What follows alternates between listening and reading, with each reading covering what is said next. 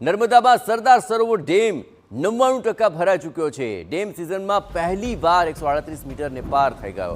નર્મદા ડેમની હાલની જળ સપાટી 138.22 મીટરે પહોંચી ચૂકી છે। વરસાદને કારણે નર્મદા ડેમની જળ સપાટીમાં સતત વધારો નોંધાઈ રહ્યો છે। ઉપરવસમાંથી ડેમમાં 78,282 ક્યુસેક પાણીની આવક નોંધાઈ રહી છે।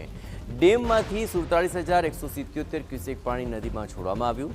ડેમ મહત્તમ સપાટીથી માત્ર 0.68 મીટર જ દૂર છે। નર્મદા ડેમના તમામ દરવાજા હાલ બંધ છે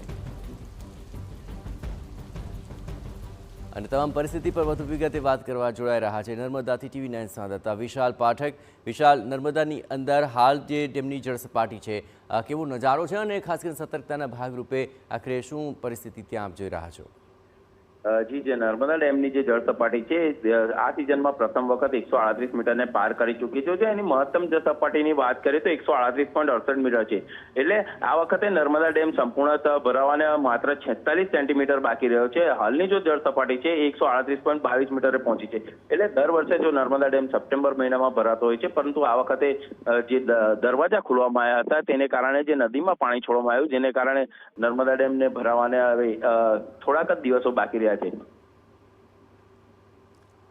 વિશાલ, તમામ ગતિવિધિઓ પર આપ નજર રાખતા રહેજો। તો ડેમમાંથી 47,177 ક્યુસેક પાણી નદીમાં હાલ તો છોડાઈ રહ્યું છે।